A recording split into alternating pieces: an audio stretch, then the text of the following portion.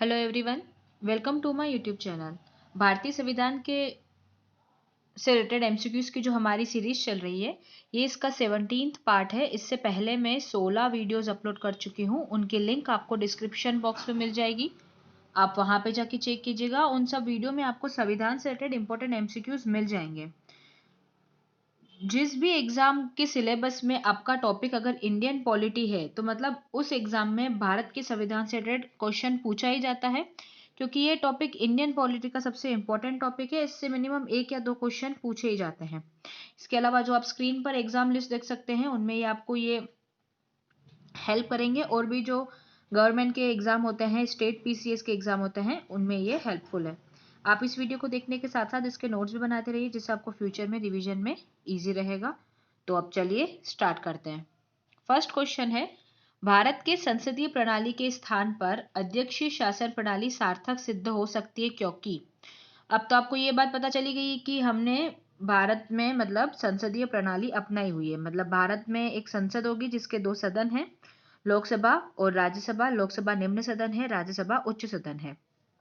ठीक है, तो अगर हम संसदीय शासन प्रणाली में क्या होता है, मतलब जैसे कि कोई भी टॉपिक होती है तो उस पर बहस होती है, विचार विमर्श होता है। उसके बदले अगर हम अध्यक्षीय शासन प्रणाली अपनाते तो वो ज्यादा सार्थक सिद्ध होती भारत के संदर्भ में। ठीक है, तो इसका मेन रीजन क्या है? तो वह है शासन में स्थिरता है। तो मतलब अगर आपको शासन में स्थिरता लानी है तो अध्यक्षीय प्रणाली ज्यादा सार्थक होती है। नेक्स्ट क्वेश्चन है, निम्नलिखित भारत के राष्ट्रपतियों में से कौन एक कुछ समय के लिए गुटनिरपेक्ष आंदोलन के महासचिव भी रहे थे? जो गुटनिरपेक्ष आंदोलन हुआ था उसके महासचिव रहे थे ज्ञानी जैल सिंह, जो भारत के राष्ट्रपति बने थे। आपको ये ध्यान रखना है, ज्ञानी जैल सिंह। नेक्स्ट क्वेश्चन है, राष्ट्रपति राष्ट्रीय आपात निम्न आधार पर घोषित कर सकता है। जैसे आपको पता है कि आर्टिकल 352 के अंडर में राष्ट्रपति को देश में आपातकाल घोषित करने का अधिकार है। ठीक है, तो उसका कोई ना कोई रीजन होता है। मतलब ऐसे उसको प्रधानमंत्री बोलता है राष्ट्रपति को कि आप आपातकाल की घोषणा कर दें। ये इसका स्वैच्छिक निर्णय नहीं होता राष्ट्रपति का। तो इसमें कौन कौन से रीजन, जैसे ये एक वित्तीय आपातकाल होता है जो कि है आर्टिकल 360 के अंडर में। वित्तीय आपातकाल आर्टिकल 360 पर, जो राष्ट्रीय आपातकाल होता है 352, उसमें ऐसा होता है बाह्य आक्रमण हो, मतलब किसी और देश ने भारत पर आक्रमण कर लिया हो, युद्ध हो गया हो, या सशस्त्र विद्रोह हो गया। ये 3 अगर रीजन है, सभी इसका करेक्ट आंसर है। बाह्य आक्रमण, युद्ध और सशस्त्र विद्रोह अगर होते हैं तो राष्ट्रपति देश में इमरजेंसी घोषित कर सकता है।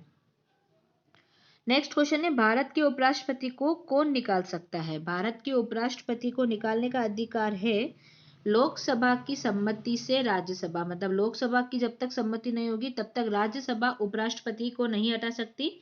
और आपको ये पता ही है कि राज्यसभा का जो अध्यक्ष होता है वह उपराष्ट्रपति ही होता है। जो पदेन सभापति होता है राज्यसभा का, वह उपराष्ट्रपति होता है। पर राज्यसभा उसे डायरेक्ट नहीं निकाल सकती, उसके लिए उसको लोकसभा की जो परमिशन होती है वह जरूरी होती है। नेक्स्ट क्वेश्चन है, भारतीय सांविधिक इतिहास में पहली बार विश्वास के प्रस्ताव को नामंजूर करके संसद ने राष्ट्रीय मोर्चा सरकार के प्रधानमंत्री विश्वनाथ प्रताप सिंह को त्यागपत्र देने के लिए मजबूर किया था। इतिहास में पहली बार हुआ है कि विश्वास के प्रस्ताव को नामंजूर करके संसद ने राष्ट्रीय मोर्चा सरकार के प्रधानमंत्री जो हैं विश्वनाथ प्रताप सिंह को त्यागपत्र देने के लिए मजबूर किया था। तो वह दिन था 7 नवंबर 1990। नेक्स्ट क्वेश्चन है, संसदीय तंत्र में वह व्यक्ति प्रधानमंत्री चुना जाता है जो निम्न का नेता होता है। मतलब संसदीय तंत्र में वह व्यक्ति प्रधानमंत्री चुना होगा जो निम्न सदन यानी जो लोकसभा में बहुमत दल का नेता होगा, वह ही प्रधानमंत्री चुना जाएगा। पर जैसे कि आपको पता है कि जैसे कोई कैबिनेट मिनिस्टर में कोई मंत्री है, वो जब शपथ ग्रहण करता है तब अगर वो संसद का सदस्य नहीं है तो भी एक बार वो शपथ ग्रहण कर सकता है, पर 6 माह के भीतर उसे किसी भी सदन की सदस्यता ग्रहण करनी पड़ती है। अगर वो सदस्यता ग्रहण नहीं कर पाता तो उसे त्यागपत्र देना पड़ेगा।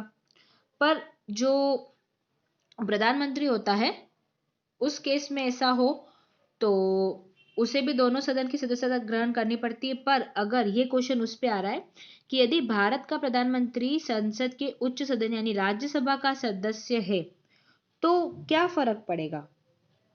ठीक है, उसमें ज्यादा कुछ फर्क नहीं पड़ेगा। पर अगर इसका आंसर है ऑप्शन नंबर 1, अगर उसके प्रति अविश्वास प्रस्ताव पारित किया जाता है कि प्रधानमंत्री ने ये काम गलत किया है, अब उसे हटाने का हम करते हैं या उसने विश्वास खो दिया, तो अविश्वास प्रस्ताव जब पारित होता है तो ऐसी स्थिति में वह अपने पक्ष में वोट नहीं दे पाएगा, क्योंकि वह लोकसभा में होती है और वो सदस्य होता है राज्यसभा का।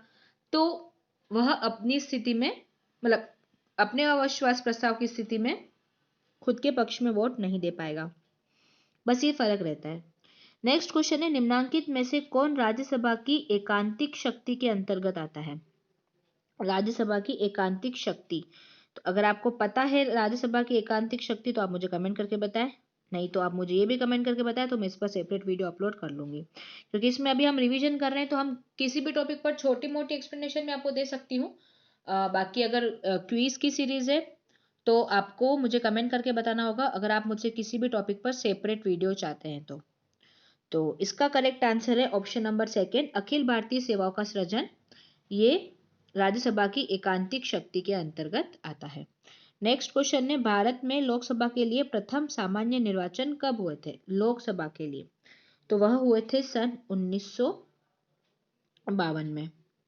नेक्स्ट क्वेश्चन है, भारत का सर्वोच्च न्यायालय एक अभिलेख न्यायालय है, इसका मतलब क्या है? तो आपको ये बात ध्यान रखनी है कि भारत का जो सर्वोच्च न्यायालय है वो एक अभिलेख न्यायालय है। इसका मतलब है कि इसके सभी निर्णयों का साक्ष्यात्मक मूल्य होता है और इस पर किसी भी न्यायालय में प्रश्न चिन्ह नहीं लगाया जा सकता। मतलब अगर सुप्रीम कोर्ट जो है वह किसी भी मुद्दे पर वर्डिक्ट पास करती है तो हाई कोर्ट या सेशन कोर्ट उस पर कोई भी क्वेश्चन नहीं कर सकता, उसको चैलेंज नहीं कर सकता, क्योंकि सुप्रीम कोर्ट जो है वो अपने आप में पूर्ण है।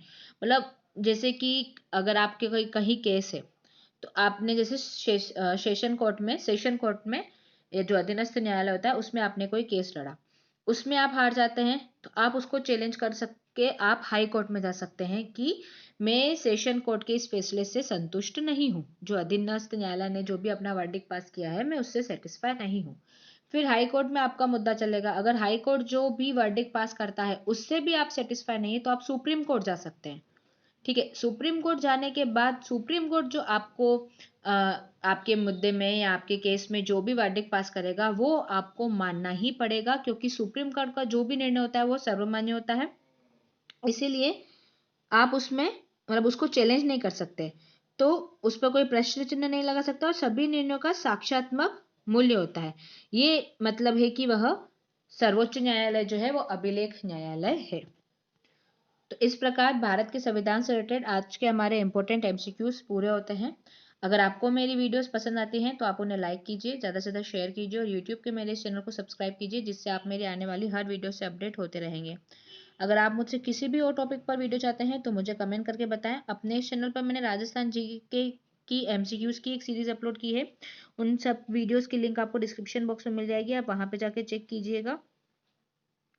वो भी आपको आपके जो राजस्थान स्टेट के जो गवर्नमेंट के एग्जाम होते हैं उनमें आपको काफ़ी ही हेल्प करेगी। Thank you so much.